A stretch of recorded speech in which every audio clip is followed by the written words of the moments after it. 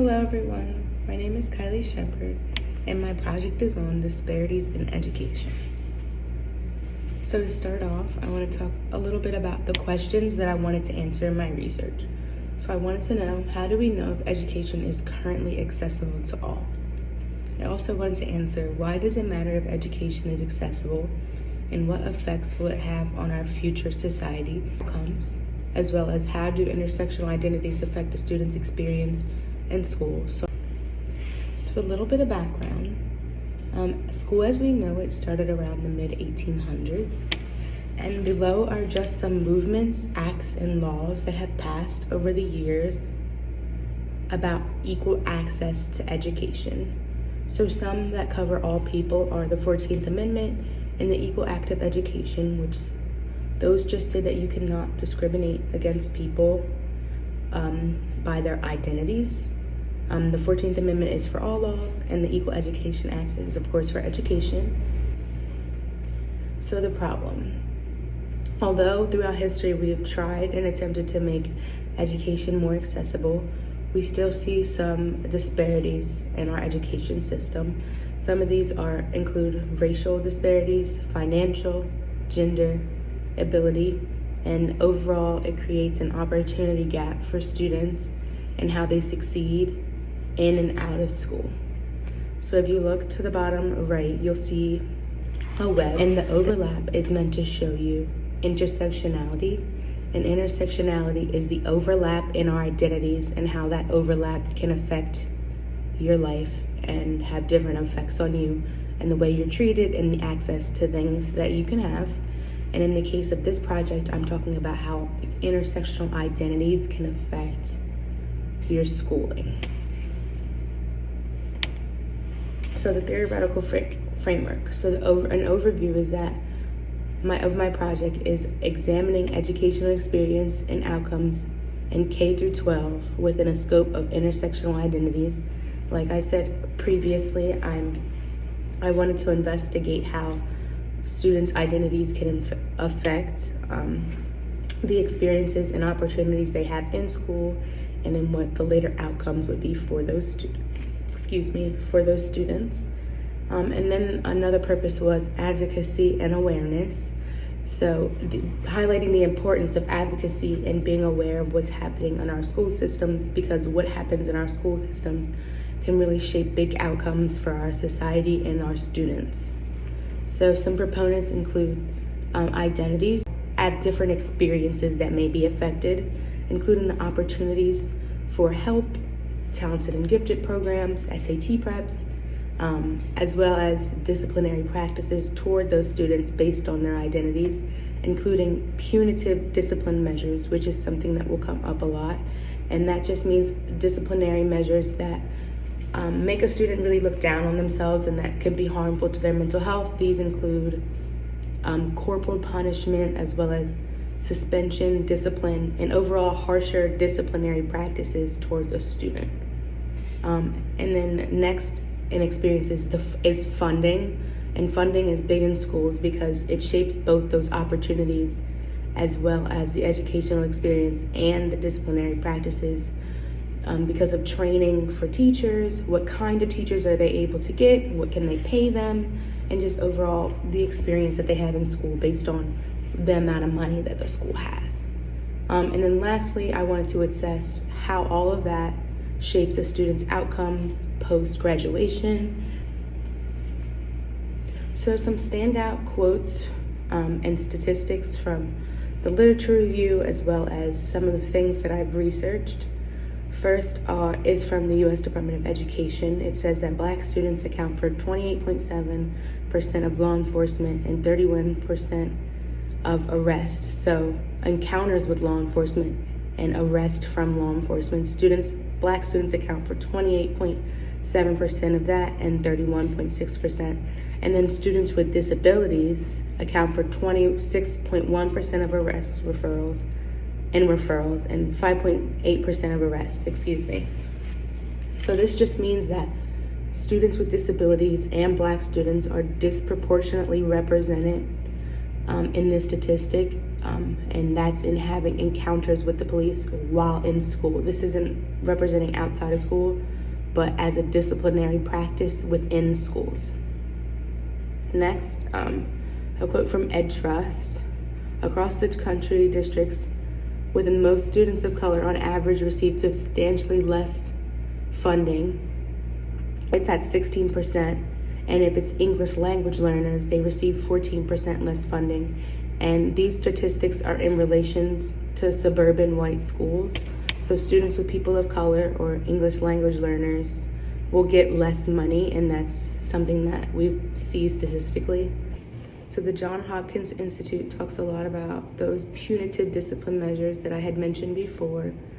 Some of the consequences is increased disengagement and subsequent dropout rates and also there's an effect on their social and economic advantages, because when students are kicked out of school or suspended from school or treated poorly in school, it can really affect their self-esteem, and then also what kind of jobs they may go after, how they feel about education, and just their overall attitude towards school is more negative. Also, it's important to mention that minority students are suspended at significantly higher rates than their white peers. Next is from the National Center for Education Statistics. It says the national average for graduation is 89%, whereas for Black students it's 80%, Hispanics it's 82%, and students with disabilities it's 76%. So as you can see that minority students and students in marginalized groups are less likely to graduate. So my methodology in the primary research, I used a mixed methods approach. So I gathered both quantitative and qualitative data.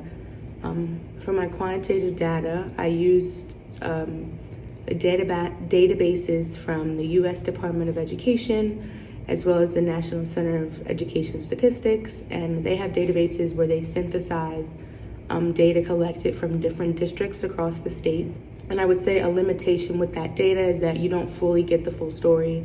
It's really just the statistics, and that's left up to your interpretation and doing more research like I had showed prior to with the literature review. And then some other quantitative data I took was a primary research survey where I asked for answer questions, yes and no responses, agree to disagree, multiple choice.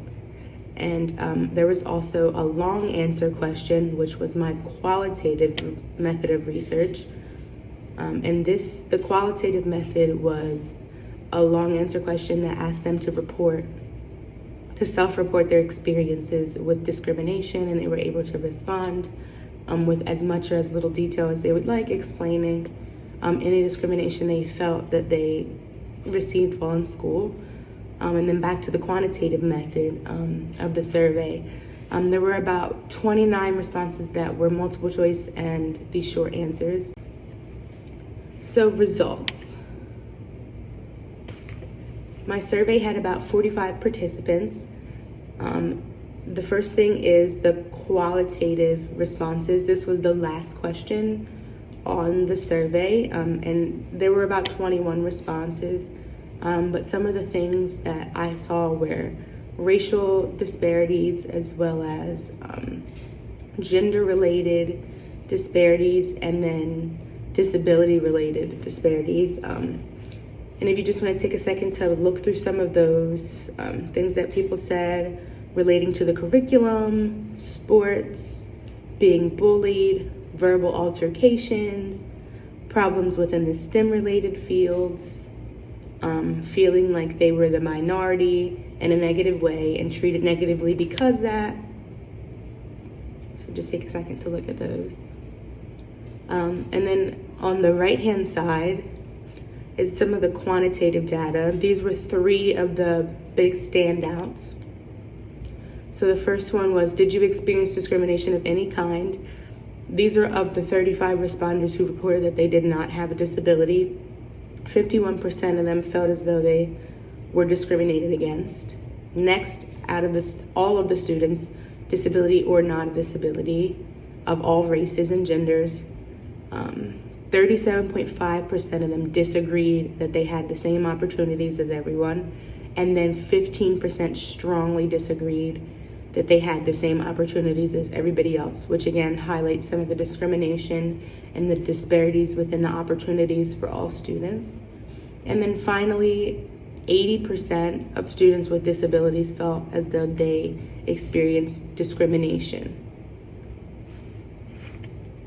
And then the last thing I wanted to say about the survey was the limitation with this was there are thousands of students enrolled in education programs across the country, and this only represents 45 students for the quantitative data, and for the qualitative data, it only represents 21 students, sorry, not 21%, excuse me.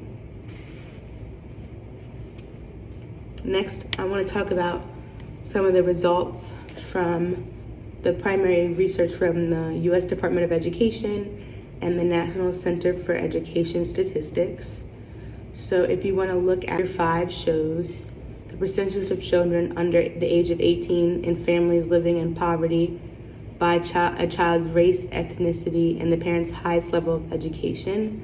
And I really wanted to take a second to talk about this one because it shows that regardless of the amount of education, students who are people of color are more likely to be in poverty, even if they have less high school or up to a bachelor's degree. And then overall, for all the students, more education means that you will get more money, and that's out of all of the races. But if you are a person of color, you are more likely to be in poverty regardless of that level of education. So this shows that it's really important not only to make sure that everybody can get an education, but to make sure that education is accessible so that more people can gain education. And then when they do gain that education, making it the pay that they receive fair based off their race. And then if you see figure 15.3 on the left, it shows the percentage of public school students who received out-of-school suspensions. As I said before, students who are people of color are more likely to receive those punitive discipline measures like out-of-school suspensions. And then again, the figure 1 just shows the racial ethnicities and the poverty levels of the students in a different layout. In a different layout than figure 5. It's showing the distribution, whereas figure 5 is showing the poverty distribution when you take education into account. So some solutions based on all of the research that I just presented. Solution 1 is to, of course, the purpose of this paper, raise awareness on discrimination to prompt change, because again, regardless of the amount of education, as you can see, there's still a huge disparity in the pay and the access to not being in poverty for people of color. So raising awareness can make people aware of what is happening. Next, solution 2, address racial and ability disparities in discipline practices.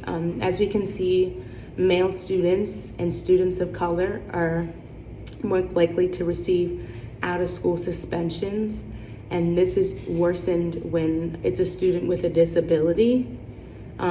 And another thing, not only out-of-school suspensions, but as well as expulsions. And when the students are in schools, they're more likely to have an interaction with the police while in school, or even be arrested, which can contribute to the school to prison pipeline. And then solution number 3 is to address the financial disparities. We saw before that students who are people of color are most likely to be in schools that are substantially less funded, as well as students who don't speak English are more likely to be in schools that are substantially less funded. And then also those students also continue on to be in poverty regardless of how much education they get. They're more likely to stay in poverty as opposed to their white peers. So in conclusion, When students face discrimination in schools, it impairs the quality of the student's education. Access to education, equal education greatly impacts mental health, life outcomes, and career paths. When our schools are not equal, it shows in how the students are affected, not only in schools, but also out of school. They don't graduate at the same rates. They're more likely to be in jail or live in poverty. And instead of school being something that helps them, it's something that can be more detrimental to them. So raising awareness for this is extremely important. And then these are my references for the presentation. And thank you for listening. Again, my name is Kylie Shepard, and my project was on disparities in education. Bye.